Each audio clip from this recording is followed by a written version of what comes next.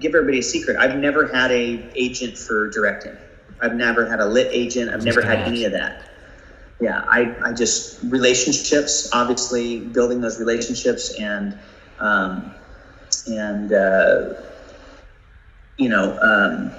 just getting out there and making stuff.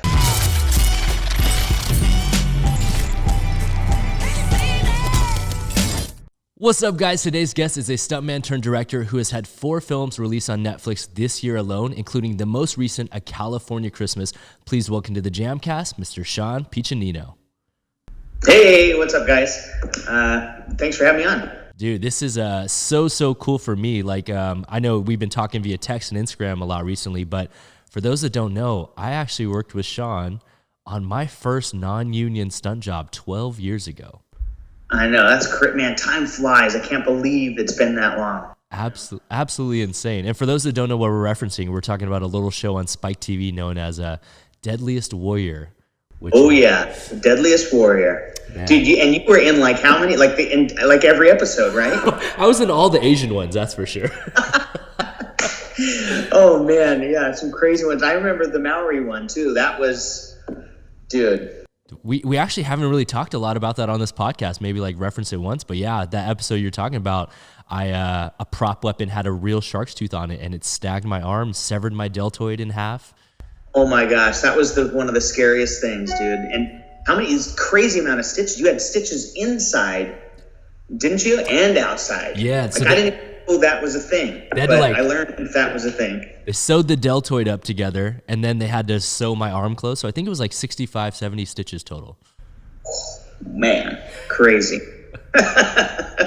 So surreal, man. And I remember like you were featured in a bunch of the episodes too, but I think like over the course of time, you even got to direct some of the Deadliest Warrior episodes. Is that right? Yeah, so obviously we started out, I was just kind of assisting Noel Vega, who was the stunt coordinator on it. So I was kind of assistant coordinator, and I helped with the casting and stuff like that. But you know how TV shows are, and maybe for the audience if they don't know the kind of inner workings, but a lot of times TV show schedules are crazy. So especially on the kind of show we were doing, of course, it's not enough time, not enough money, not enough stunt guys. You know what I mean? They're like, hey, here's 5 stunt guys, make them look like 300 people. You're like, what?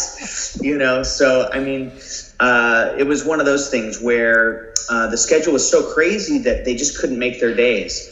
And I was super lucky to kind of be the right place at the right time. And the executive producer of the show was looking very stressed, to say the least. And I just happened to go up to him like, hey man, are you okay? Is there anything I can do to help? You know, and he's telling me about how they're never going to make their schedule and blah, blah, blah, never make their days. And I said, well, you know, Noel and I are both directors, and, you know, we've helped choreograph this whole thing. If you gave us a camera, we could try and help shoot some stuff for you. You know, I'm like, I've directed a feature. Noel has produced and directed. I'm like, we can take care of it. And he goes, you know what, Shaun, you might get your wish. And then the very next day, I think we were shooting the Gladiator versus Apache episode. Oh, yeah. And the very next day, he showed up with a second camera, an operator, and another AD assistant director, and said, all right, Shaun, I want you to shoot these scenes, blah, blah, blah. And I actually kind of freaked out a little bit because I'm like, I'm going over Noel's head, you know, like he's like, you're going to be the second unit director. I'm like, oh crap. So then I had to go to Noel, and I'm like, Noel, listen, I said we can direct, like we can help. and God bless Noel. He was just like, he's like, no. Well, first he busted my balls. He had to mess with me like he does. But then he went, no, I'm too busy coordinating this. He's like, you go do it. So I did it. And then after that day, the producers were like, okay, you're the second unit director now. So did that obviously for most of the first season. Then towards the end of the season, they were kind enough to give me first unit director credit for those reenactments. Like the William Wallace episode, which I got to jump in front of the camera as well. So that was wild, trying to direct help with the choreography and then try and act in the thing too. But it was a blast. Trial by fire. You know what I mean? Yeah, it's so surreal to like look back on some of these projects at like, earlier years in our careers where, like we said, they're non-union, way smaller budgets, like a way smaller machine, but still trying to pull off stuff that's going to be featured, on screen forever and last forever. And that's the toughest part is like small budgets, but they still want something that's going to be on screen that's good.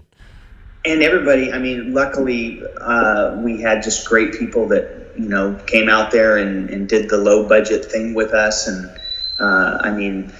everybody worked so hard on that show. I think, it's cheesy and all that, but we had a blast. And I think we did do some really cool stuff, especially for, how limited resources we actually had. Yeah, totally. I think one of my fondest memories, even to date, that includes you is there was a day where we were shooting a samurai episode, and we were dressed in full head-to-toe samurai gear. And I gotta find this clip somewhere. I know it exists, but me, you, and Sean Charney basically did a thing where we're like popping and locking in these samurai outfits, and I'll never forget that. Like, why was I a samurai? Let's just start with that. I was very much the wannabe Tom Cruise Last Samurai there for a second, but no, that was a lot of fun. That's the thing. Like, we worked hard, but we also had a good time, and minus shark teeth cutting your deltoid, I think we had a really good time. Oh, and rolling in poison sumac, if you remember that. Were you there, part of that? I was there for that. That was amazing. We're sitting there, and we were on the Chumash Native American Reserve, beautiful area, and we've got these stunts, and there's this ground cover all over the ground, which is really nice because it was squishy for our stunt guys to land on, right? And Gray Wolf, the wonderful gentleman who oversaw that property and helped us on the project, I just remember him coming and standing behind me. And and I'm watching the choreography, and he goes, do your stunt guys like rolling around in poison sumac? And I'm like, what? And he goes, that's all poison sumac. And I'm like, no. Oh, and I know so many guys were just covered in the poison oak. Oh man. Yeah. Crazy. Oh, so surreal. I think one of the coolest things about it though is that like that show brought together not only a lot of like individuals that are really interested in, getting footage and doing stunts and stuff like that, but I also got to meet a lot of like legitimate martial artists because we had to recreate so many different scenes and different weaponry that I got to meet like a lot of guys that had a real legitimate background in martial arts, not just like stunt guys, Yeah, then the different experts and all that stuff was so cool that, the relationships and friendships formed from that show are forever, and it is just such a cool thing to get to meet people who are kind of experts in those different fields and also learn about those different, fighting styles and cultures. And it was totally major education, I think, for a lot of us. Yeah, 100%. And I think that that's kind of an interesting thing to just bring up with yourself, which is I know one of the cool things about yourself as a director that we'll get into a lot later on in the episode is not only do you have a background in so many other aspects of film from like, VFX and things like that, but you also were a stunt performer at one point, and even diving deeper, you have like a 4th degree black belt in Shaolin Kung Fu and a 1st degree black belt in Okinawan Karate. And so how did your like martial arts journey begin, back in the days? Okay, well, we got to start Bruce Lee and Jackie Chan. Those were two big, and I do have to pay homage because I'm aging myself here, but Karate Kid came out right at that perfect time when I was growing up, and that, of course, inspired me to want to train martial arts. But, and there was other things in there too. There was bowling that happened, and eventually I did get pretty bullied in high school. But I wasn't bullied, but I always was the kid who would step in.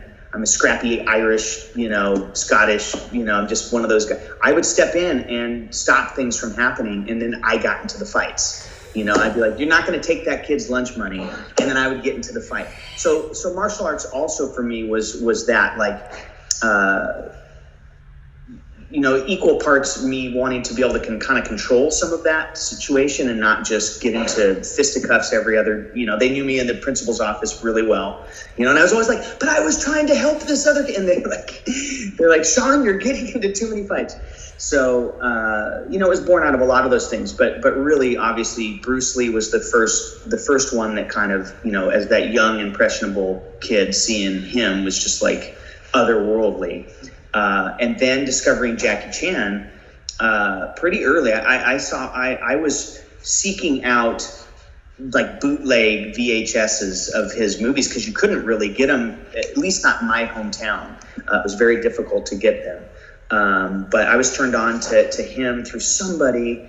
And then, Jackie Chan actually is a big influence for me in filmmaking in general because becoming a big fan of what he did and then and his style, and then doing research on him. And I remember watching an early documentary on him and him talking about his influences from, Chaplin to Fred Astaire to Buster Keaton. And that led me down the Buster Keaton route, which when I did research on him, I was blown away because he was everything I wanted to do. Same with Jackie Chan, but he was kind of the origin of everything I would love to do, which is be a filmmaker, a writer, director, stunt person, actor, like the whole thing, like all in one package. That blew me away from both Jackie and his, one of his biggest influences is Buster Keaton. So there's a lot of inspiration there that really started me down that path of wanting to be a filmmaker. And I think Braveheart was another one that kind of hit me like right at that kind of key point in my life where I was just like, this is amazing. I want to make a movie like that someday. You know what I mean? And the original Rocky too, that was another one that I was, the story of what it took to make that movie and kind of the failings and then the no budget and then the director dropping out and but that's one person's drive to continue on to make it. That also inspired me. Okay. And so over the course of your career and stuff like that, you've delved in so many different assets. Like I said, I've performed with you on Deadliest Warrior. We've also had the chance to work together on the Call of Duty franchise, doing motion capture over the years. But how did you officially delve into film? Did you actually formally go to film school, or was it all just learn along the way, Well, so I grew up in the theater. So my father was a drama professor. He's now retired. He was a drama professor up in Northern California where I grew up, Chico. And he directed 2 plays a year. He produced Shakespeare in the Park. So I kind of grew up in this really kind of artistic storytelling environment. And my father's like a encyclopedia on Shakespeare and all that kind of stuff. So I grew up classically trained in the arts in that way, and not just acting. I was on stage at 5 years old, but it was also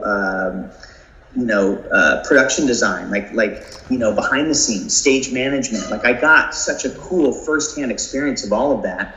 And but it was actually my dad who brought home a VHS recorder, a camera, when I was 11 years old, and just brought it home for me to he thought that I would like to experiment. And I did stop motion animation. I did some music videos. I think I was doing my own Michael Jackson music videos and stuff like that. So that was kind of the experiment. And then when I was 16, I actually directed my first set of commercials. And it was only because of the store that I worked in. I had 5 jobs. I was always one of those people, I taught martial arts. I taught karate at the Shorin-ryu at Haley's Martial Arts Center up in Chico. But I also worked in a stereo store. And then I also worked at a local baseball team. I was a kind of not a mascot, but kind of somebody who pumped the crowd up. You know what I mean? I was always so many jobs, but that stereo store that I worked at, the guy wanted to do commercials, and we just started riffing on some ideas. And he brought in a local news station that they would come in and film your commercial and then broadcast it on their channel. Brought them in. He kind of let me take control of it and kind of put it together. And then they came out really well, and they did really well for the store. So that Fox, it was a Fox affiliate. That's the gentleman who was running it. called me up and said, hey, would you want to do more of these kind of commercials for local businesses? And so I ended up doing like 20 something commercials in my hometown. And that was really kind of what broke the ice. I learned how to edit on tape to tape. Like all of that stuff was, I even did some visual effects. I did my first split screen on one of those commercials. Like we didn't have green screen, anything like that back then, but I figured it out. We set it all up. I did whatever research I could do to figure out how you would do split screen. And I played 2 characters in one of the commercials, and so playing off myself and, all that kind of stuff. So that was kind of how it was born. And then, I was from such a small town that I didn't even think about film school. I didn't even think that was an option. I still had this idea, I've got to go to regular college and all of that kind of stuff. And I moved down to Southern California, and was just going to, general education college. But luckily one of there was several film classes at that school. And so I took the history of film 3 semesters in a row, because and they're like, you're getting no credit for this class. And I'm like, yeah, but they are doing a different filmmaker each semester. So the first semester was Hitchcock, then it was Kubrick, then you know what I mean? So I actually took it 3 semesters just to learn about these filmmakers and their techniques and stuff. And I also took a creative writing. I also found a script writing class. So I was kind of doing my own little bit of film school, not like the whole thing, but and at the same time I was doing my own short films and stuff like that. And luckily I met and married my wife very quickly, and she was like, so I was down in San Diego. She's like, why are we in San Diego if this is what you want to do? We should move up to LA. And literally on a whim, we just packed everything up, moved up there, and kind of the rest is history from there. I just started, pounding the pavement, trying to get any kind of work I could. I did extra work, and I actually took notes doing extra work, because it was kind of an education for me. That's how I viewed it anyways. And I was lucky enough to get some opportunities within there. Like I was able to shadow a DP on like CSI Miami or something. They let me, just being a bright-eyed, eager, I guess, extra who hopefully didn't annoy people too much, but they're like, yeah, we'll let you shadow. So I got to do that. I got to shadow a stunt coordinator. I did a Wes Craven film about werewolves. I'm trying to remember what it's called, but that was my first stunt. So I got bumped up to a stunt because basically I was sitting in a chair, and the kid runs through and knocks me over. It was it Eisenberg, Jesse Eisenberg? Yeah, I think it's something. But anyways, they just knocked into me and I fell over. And it was like in a wrestling gym, so I fell to a mat. It was like nothing, but I got a stunt bump. And I'm like, yes! And got set my SAG card from that. No way. Okay. Yeah. And then they actually had me do like in a different scene, they had me be one of the wrestlers and get slammed. So I got, several days on that, which gave me my SAG card after that. But yeah, so that's kind of and martial arts came into it too, because I, through training actually at the GO, remember Gymnastics Olympica. Yeah. So Gymnastics Olympica, I met people there, and then from there I ended up getting pulled on to I'm trying to think I don't think you were on that. It was a short film, but like an action short film, and that's how I met Noel Vega as well. So he was stunt coordinating the short film, and so kind of went from there. And then I got into the stunt side of stuff because of obviously the martial arts background, helped with fight choreography and all of that, and which then obviously led to the second unit stuff. And actually mixed in there too, I was also working on TV shows. Again, I just like having multiple jobs all the time, I guess. But I was working visual effects and editing on several TV shows kind of in between all of that stuff. So, yeah. No, that's so cool. I mean, I really give you a lot of credit, because like I'm fortunate where I'm like on the cusp of this like new generation where we like to say kids can go to YouTube University where you can learn everything online. You know what I'm saying? From VFX to film. But what you were doing was literally like trial by error, shooting your own stuff, your own commercials every day. And so, yeah, I mean, it's crazy to see the process. Yeah, it was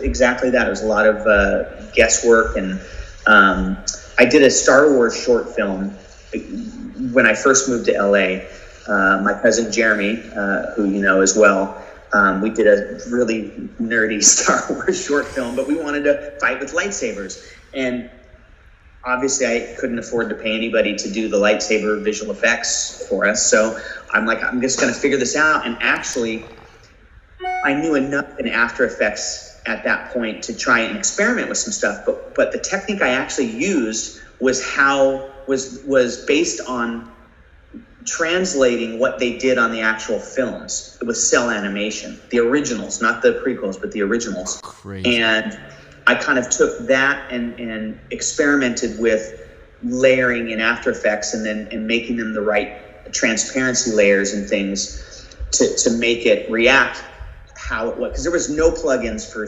lightsabers at that point. There was nothing like that. And there was nobody like Andrew Kramer and for VFX people out there, he didn't exist yet.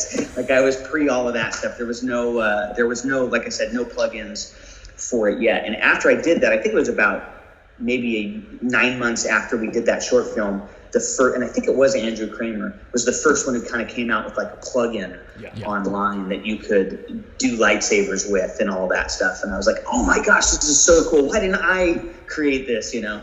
But yeah, so it was kind of pre that whole YouTube thing. But as the years have progressed, I have 100% gone to the YouTube university. I mean, I've learned a lot of new techniques and different things like that from YouTube people and people like Andrew Kramer with Video Copilot.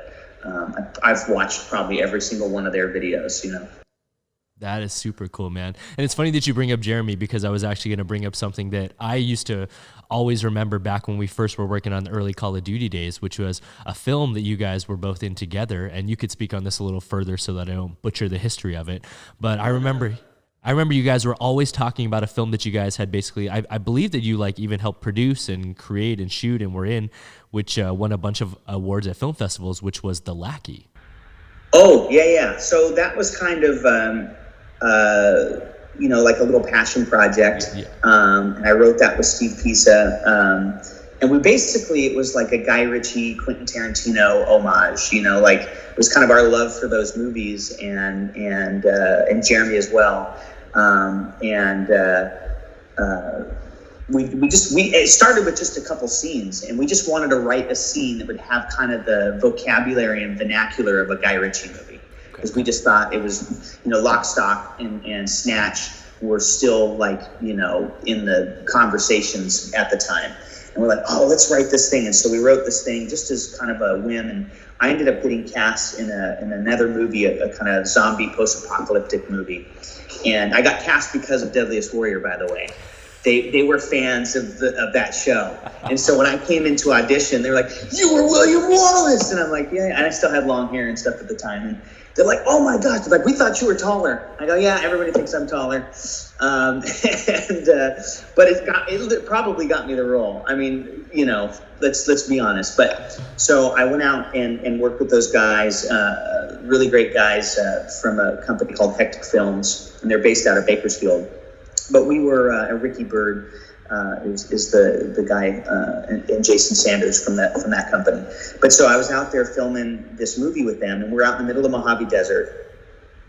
There's windstorms like taking our trailers, like knocking them over. Like we were going through the grinder on this movie, and you know, I think you hyper bond when you're kind of in that. I think movies in general is this bubble that people hyper bond in. You know what I mean? But going through like that kind of crazy stuff makes you just become closer even quicker. And we were just about finishing on that movie, and somehow we got into a conversation about like Jason Statham or something, and I started doing this scene that Steve and I had wrote in my Jason Statham, you know, accent, my like doing my Jason Statham impression, and they were these Ricky and Jason were going, that's hilarious. Like, which movie is that from? I haven't seen that Guy Ritchie movie. And I was like, oh no, that's not from one of those movies. That's just something that me and my friend wrote. And they're like, that's really cool. Is there more? And I go, yeah, actually, we're kind of expanding it into a script. They're like, well, if you get that script done, we should shoot it. And I'm like, okay, you guys want to be a part of it? And they're like, yeah. And I go, all right, I'm going to take you up on that. So it wasn't 2 weeks after we had wrapped that production that I called them up and said, here's the script. I sent it to them. And they're like, well, let's shoot it. I go, okay. So we kind of weekend warriored that film. And this was also before Kickstarters and Indiegogo existed. So we kind of put up on Facebook like, hey, anybody want to be a producer? Throw $100 in and we'll put your name in the credits. Literally, there was those social fundraising things. So, but it worked. We'd get we'd scrape $500 together and we'd go shoot a day. You know what I mean? It was like Del Taco was the crafty, and that's just what it was. We would put a couple $100 together, go shoot a day or two, and that's how we did. And that over the course of probably 5 months, we ended up finishing filming it and then editing it. And we were lucky to it got received pretty well. It's obviously by no means a great film or anything like that, but it was passion. And we tried to do something, action on. So that movie altogether, all in, with those people pitching in, we spent $7,500. Wow. That was the total budget. Which, there's obviously a Robert Rodriguez thing there that we are also kind of going for, because he did El Mariachi for the same amount of money. Now, bear in mind, we did it 20 years later, so I kind of feel like that would be like $2,000 back then, you know what I mean? But anyways, that was kind of the inspiration and the challenge of that. And again, everybody just volunteering their time, basically. I think Jeremy and I's fight scene worked. I think that when I rewatched that movie, I go, you know what? That's still some cool stuff we did in there for what we had at the time. You know what I mean? The other fight scenes, but that one, and I think because of the rapport we had being cousins and us doing so many, fight choreography scenes together before, we just kind of had that shorthand with each other, and we knew how hard we could contact, and we knew, how each other moved and all that. So that was a fun experience. And we took it across the US, trying to remember all the places we went. We were in Louisiana, we were in St. Louis, we were, we kind of trudged across the US to a bunch of film festivals and got that whole experience, which I loved that experience. That was really cool, going to different cities and meeting new people and watching their films, and they watch your film. It was great to mix and mingle with that film community that way, and the indie film community too. Totally. Yeah, it's just so cool, to see where you're at now. It's always interesting to take a look back on where people started in their origin stories, and to hear about you doing a movie on a $7,500 budget is just hilarious, because we both know that's that could pay one position a week on a movie in real features. Right. Yeah. So. I know. I mean, the obviously we both worked on the 100 million plus budgets, and it's just break that down. What is that per day that they spend? It's crazy amount of money, 250 G's or something a day that gets spent, and here we were trying to do a whole thing on, I actually really like having those kinds of challenges, even in the medium budget stuff that I get to work on now. We still are hit with all sorts of challenges, and we never have enough resources. But I always kind of feel that almost forces you to be more creative. You know what I mean? Obviously, I'm sure even at the $100 million level, you have your own set of issues. I know the issues never go away. It doesn't matter how much money you get, But also to some degree, I'm kind of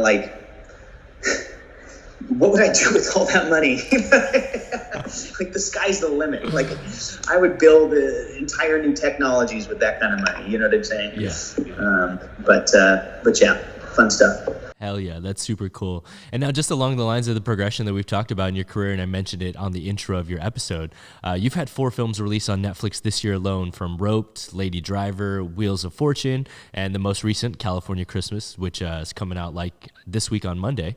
So with that being said, obviously I know the time it takes to shoot a project, get it in the can, get edited, and then get released. So to have 4 projects releasing within the same year, did you shoot these all around the same time, or have these been spread out over the course of a couple years and just waited on distribution? Yeah, so this I've been fortunate to have really busy, like probably past 4 years ish, where my directing has really, taken the forefront of my time, which has always been the goal. Obviously, directing is my biggest passion. I just love telling stories. I love filmmaking in general.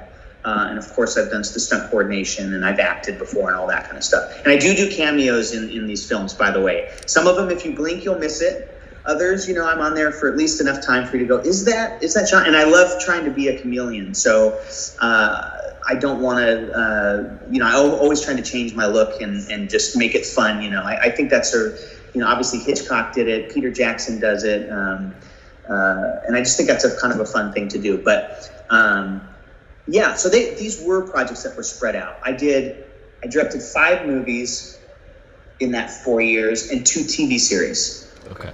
And neither of the TV series are done yet. There's a lot of VFX and stuff that go into them. But I was completely blown away that all 4 of these movies have already released, and I do have another one in March of 2021 that's coming out through Lionsgate, which I'm super excited about. That one's called American Fighter, and it's kind of a gritty throwback action film. So it takes place in 1981, which I loved. I love doing anything, period, whether it's in the past or in the future. Yeah. Like, that's my favorite kind of stories to tell, is something that is not current. I've obviously done those films, but if I have a choice, I want to tell a story that's from the past or a story that's in the future. That just, for whatever reason, excites me, But so getting to kind of build and live in that 1981 world was so much fun. And I co-wrote that script and chocked it full of Star Wars references, because that was that summer prior to that, to when the film is happening, is when Empire Strikes Back had come out. Okay. And so we totally played with that idea, and these are college kids that we're following. So we put in Yoda references and all sorts of fun stuff that I just loved being able to live in that world, and trying to shoot it in a way that felt as though it could have been shot in the 80s. We made a conscious choice, the DP Ruben Steinberg and I, and the filmmakers like Ali Afshar, this was his kind of story. We all kind of came together with that same idea of, let's shoot it in a way where it kind of feels authentically like an 80s action film. And so obviously Karate Kid and Rocky are the kind of the 2 biggest, with blood sports in there too. I mean, we definitely have, like, our training montages will definitely make you feel like you're watching Bloodsport or Rocky or something like that. You know what I mean?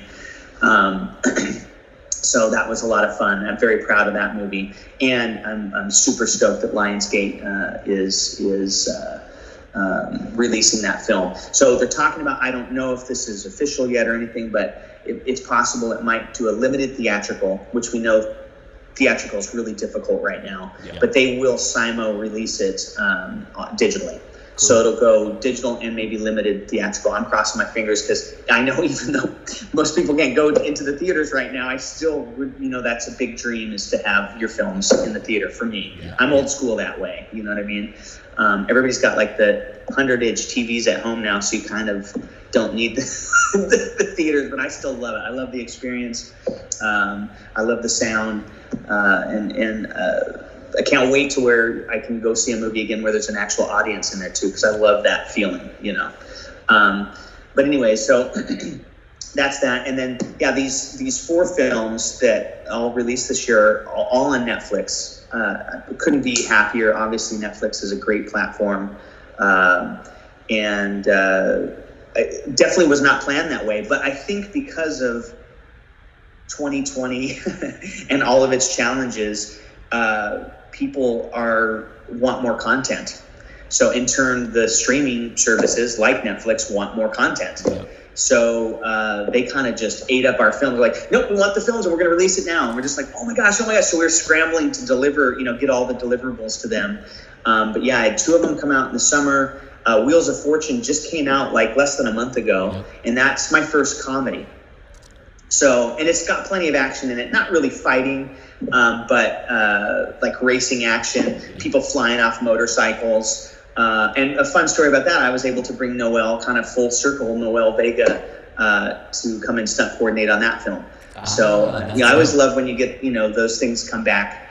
And we did some fun stuff. Like I said, we had a guy launching off a motorcycle, flying off. We had another guy on a moped crashing into a fruit cart, and fun stunts like that. And great group of stunt guys who worked on that as well. And Dave Buglione, also from Deadliest Warrior, he was the assistant stunt coordinator on that. But yeah, that's a really zany, fun comedy. Like, you got to check your brain at the door because it's really dumb. Like, and Matt Jones, who's the lead in there, Noreen DeWolf, and Maddie Carteropple, those three are so funny. Like, I had a really hard time making the movie because they are literally that funny. And again, I fought to cast them because I think when you're doing a kind of wacky comedy like that in the vein of like a Zoolander, a Talladega Nights, or something, it's in that world, Dumb and Dumber. It lives in that space. You've got to have the actors who know how to bring that kind of comedy. You know what I mean? You can't write it. Like, a lot of the jokes were really well written by John Ducey, who actually is also in the movie, and he's hilarious in the movie. But those kind of actors bring a whole different level of comedy and timing to it. So I have done enough commercials and shorts in the comedy space to understand that, so I kind of let them have that freedom. But at the same time, we couldn't stop laughing. Like, we were ruining takes because I was on the ground, like in the fetal position at one point, just laughing. Another wonderful actor, Gabriel Tigerman, who is just hysterical. He had me on the ground. I was literally in the fetal position in the dirt. We were on location, and I just couldn't stop laughing. It was so funny. So that was a wonderful experience to make. And that's out on Netflix right now. And it was trending when it first came out. It was on the popular list and all that stuff. So I was very excited about that. But that was my first comedy feature. And so I was very stoked to be able to kind of, what's been such a wonderful blessing over these last couple of years is getting to kind of expand my portfolio outside of just straight up gritty action, because that's my go-to and I love it. Like, gritty action is, like I said, I couldn't be happier to do it. But I do also love other genres. So I love dramas and comedies and all of this stuff. So, and I was super lucky and again, like I said, blessed to get the opportunity with this company, ESX Entertainment. They and Ali Afshar gave me those opportunities. They're like, "Hey, do you want to direct a coming of age teenage drama about rodeos?" I'm like, I never thought that I would be directing a movie like that, but you know what? And it was such a great experience. Tad Griffin was the stunt coordinator on that, so he was doing a bunch of horse stuff. I don't know if you know Tad, but I do, of course, yeah. Yeah, he's awesome to work with, and he's so knowledgeable, obviously, when it comes to animals and horses and stuff. So he got our actor up to speed, who really had very limited horse experience, Josh Schwickard, before that movie, but he's a quick learner, total sponge, awesome actor. And he went out to Tad's ranch and just Tad just put him through the ropes and literally got him, I don't know how accurate he was with roping, but he had all the motions down, was roping, he was doing it. So obviously we had stunt doubles as well, but that was just such a great experience as well. But I never probably would have had that opportunity before because, this business, people like to put you in a certain box and, you're supposed to just do that stuff, but yeah, so I did that. Then I did another coming of age, female led, Lady Driver, which is about this young woman who becomes a race car champion. And I actually adore that movie. Grace Van Dien, who was the lead, I think she's a star. I think she's really just an amazing, amazing actress. And I know her father really well, Casper Van Dien. And we've done several projects together. And so I knew Grace years before that film came up. But it was one of those things where I'm like, I read the script and I said, this is the person who should play this. And we had a lot of great people audition, and still had to make Grace audition. But I just had this feeling that she was perfect for it. And luckily, the producers, we brought her into WB to meet with the producers, and I basically said, look, just talk to her for 5 minutes, and if you don't think she's the one, then I'll shut up and go back to just, casting the role. And and she had sent in tapes and all that, but they wanted to meet her in person, so they came in to meet her. And I got a text. We're in the room, right? We're on the Warner Brothers lot. We're in the room, and I get a text like from under the desk from the executive producer, and it just said, "You're right. She's the one." Wow, that's cool. I was like, yes. So, but anyway, so she's fantastic in that, and I love that movie. And I was really also excited to be able to do a movie that I have kids, daughters, and wanted to have that kind of role model for them. So that was a cool thing to get to do. So anyways, yeah, so they're all on Netflix, all doing really well. And I just feel super lucky, and in a year where there's so much stuff going on, I feel like I got this overabundance of amazing things happening, and so I'm just trying to stay humble and be grateful that I'm kind of getting those things happening. Yeah, 100%. No, it's like, the old quote says is like, luck is when opportunity meets preparation and stuff. So like, you've been taking the time and taking the steps to do all this stuff. It's just, like we said, a global pandemic has caused everyone to be at home and need this, they need like a surplus of media, and it's been like the perfect year and the perfect storm for you to come through. So it's worked out great.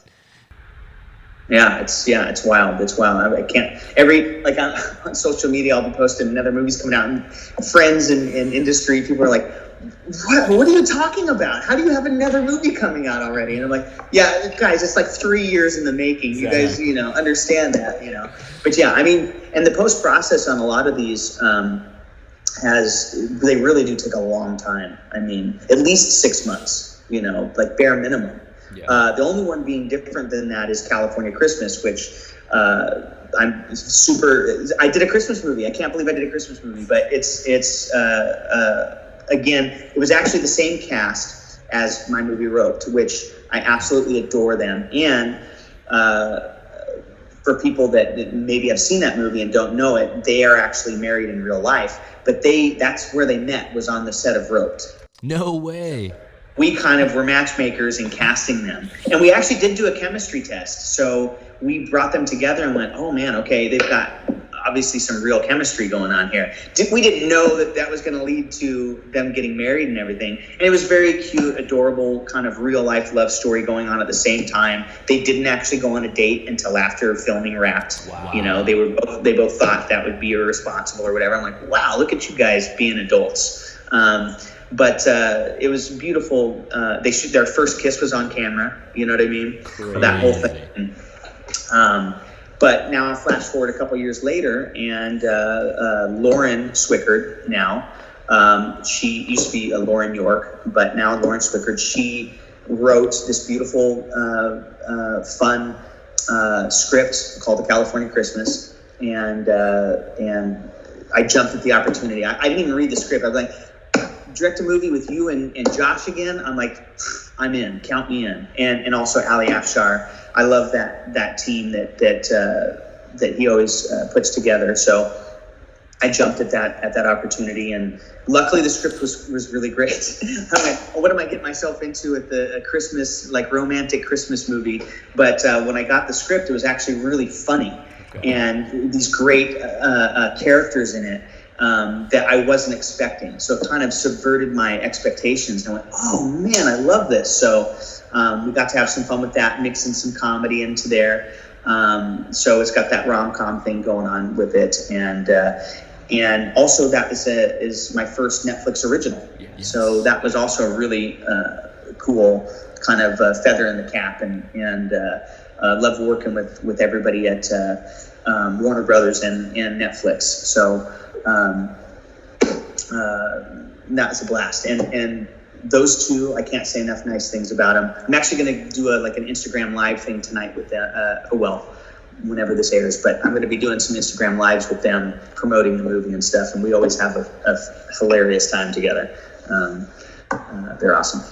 That's super cool. And now I like to think that we're living in this really, really cool time right now where we're starting to see a lot of stunt people who before previously used to only get the chance to second unit direct, but we're starting to see a lot of stunt coordinators transition to first unit directing, from David Leitch and Chad Stahelski, who did the John Wick franchise, to Deadpool.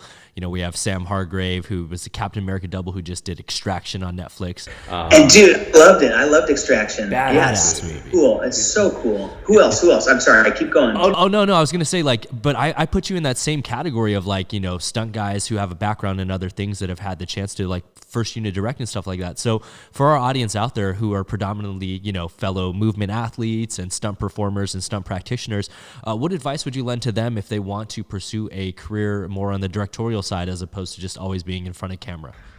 I think it's the big thing is create some content. You know what I'm saying? The hardest thing with directing is proving that you can do it, right? There's always that first step. You can't get the job if you've never had the job, right? So we live in an age where luckily cameras are so amazing now. A $1,200 Blackmagic Pocket 4K matches with the top cameras, or the 6K or whatever, matches with the top cameras on the planet. On California Christmas, I shot on my Blackmagic, and we got an anamorphic lens to match, because we shot on these really beautiful Kowa anamorphic lenses. Okay. And I was able to get not a Kowa on there, but another, actually an SLR Magic anamorphic on there, just to do a couple pickup shots. But the footage itself matched so beautifully with everything else. We actually shot a lot of this montage sequence, which is kind of them falling in love, this beautiful sequence. And a lot of it was shot on that Blackmagic pocket camera. And in the color correction, everything, it matches beautifully. I mean, it really, really. So we're in this era where technology and accessibility to good gear is, not out of the reach of a lot of people. Maybe not everybody can afford that stuff. I'm not saying that it's super cheap or anything, but it's at least accessible on a level that most people can get out there. Even your iPhones are shooting, beautiful 4K these days. So. Or beyond. Maybe they're shooting 6K now. I don't even know, but I know, right? Or the next one will eventually. Yeah. So, but because the gear is there now, you can, and obviously go to the University of YouTube and look at how some stuff is shot. Look at lighting. I mean, lighting is huge for production value, like the way something looks. Also, obviously your composition and layers and all those things. Do some of that research. Watch movies, pay attention. I always treat movies like an education. So I will rewatch a movie, and I will love a movie, even if the movie is not considered a great movie overall. But if there's an element in there that I find groundbreaking or just visually stunning, that can make me love a movie, even if maybe the story wasn't that great. And I'll rewatch it over and over because I'm trying to break it down and figure out how they did what they did. So I really do treat movies as education. And you take somebody like Christopher Nolan. Oh my gosh, his movies or Sam Mendes, 1917. Yeah, just totally. That's a hard movie to watch because of the subject, and it's heartbreaking. But I've watched it several times just because I wanted to see how he's doing the camera blends, to make it all one continuous shot. I was trying to spot every part at which that happened and how well the blend was done, and so I really view it as an education. So do your research, but also just create content, because every time you do something, you're going to get better. You're going to learn something. You're going to make mistakes, and then the next time you won't hopefully make those same mistakes. So. Get your content or create some content and get it out there. And obviously, I'm not just talking about a TikTok video, plan something, create something, write a story, even if it's 2 minutes long, but write something to show your creative vision, show your your voice that you're trying to have, and put it out there. Even after I did that movie, The Lackey, and we won a bunch of awards, I kind of had a little bit of that downtime where it didn't immediately lead to what I was hoping it was leading to. You know what I mean? And so I kind of had that self-doubt, and I had all those things like, well, I just put so much energy into this thing, and it got a great response, but my phone's not ringing or whatever, you know what I mean? And I got over that very quickly, though, and went, you know what? I'm just going to make some YouTube content. You know, I'm going to do that. I was making commercials and doing different things. I was okay in that respect. But from a creative standpoint, filmmaking standpoint, I didn't have anything on my plate. And I went, okay, I can either sit here and wallow, or I can go make something. And I did. I did a little short thing called 6 Feet Down Under, and I put that up on YouTube. And guess what? I got phone calls off of that. You know, and then I started doing these silly superhero, called Heroes with Issues, where it's superheroes who are getting therapy, you know, and it's just a dumb, silly YouTube thing. And you know, it's on our YouTube channel. And, but I was doing those like once a month, and just having that creative outlet and just having fun with it, and experimenting with lighting. And, you know, I'm like, I'm going to light this whole scene with one light bulb. Let's see what it looks like, you know, and things like that. And of course, it's just my tools are getting sharper, my skills are getting better, and I'm putting it out there. So I'm like, hey, everybody, look at the silly video I made. But people see that and they go, oh, that's really cool. Hey, I'm going to call them for this, or blah, blah, blah, you know. So putting your stuff out there and continuing to progress, continuing to try and get better is what can lead to that. And I'll give everybody a secret. I've never had a agent for directing. I've never had a lit agent. I've never had any of that. Yeah, I just, relationships, obviously building those relationships, and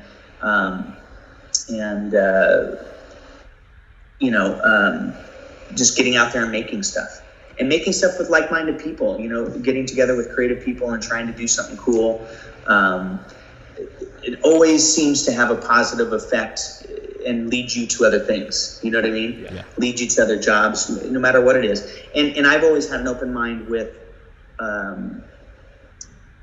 no job is too small. You know, like I've always, you know, I'm like, hey, I've got nothing. I'm not doing anything right now. This person needs help, producing this project. Great, I'll go do that. Or, oh, they need some help with stunts. Okay, I'll go help with that. You know, just going, because 9 times out of 10, I meet some new people, and they're really cool, and they've got projects they want to do. I got projects I want to do, you know, and those things, you know, work always begets work. So, that's probably my best advice is create. You know what I mean? Hell yeah. No, I think that's invaluable advice, and obviously the proof's in the pudding with what you've been able to accomplish and achieve on your own. And so this is a question I always leave each of our guests with, and I'm really excited to hear your answer to this one, especially after having known you for over a decade at this point and seeing all that you've accomplished. So where do you see yourself personally 5 years from now, and where do you see yourself 10 years from now? Well, continuing on my trajectory, you know, again, I'm never afraid of hard work, or no job is too small, but obviously we strive to do better things, and constantly getting better. So I see myself moving into that higher tier of budgets and films, and I have some. So in 5 years, I hope I'm creating some really, I see myself creating some really powerful films that have a strong voice, whether that's social activism, whether it's, maybe topics that need to be seen and are heard, that need a greater voice. That's where I see myself in 5 years' time, is telling some stories like that. Mixed in with some action comedies too in there. Yes. Because I love that stuff. Hit me up for those. I'm down. Yeah. And then in 10 years, I have some projects that are have been developing for a long time. And I think they could be the projects that could be career defining. So I think in that 10 years time, that's where I see myself creating some of those projects. 2 of them are biopics. One is a historical figure, and the other is a film industry like figure. And I have treatments for both, and I really want to create those films. Like, those are the films I see in 10 years with my tools, when everything has come together and, the budget's correct to accomplish that vision. You know what I mean? Okay. So, yeah, and producing as well. I have moved into a little bit more of the producing side as well. So I see myself producing as well as directing within the next couple years for sure.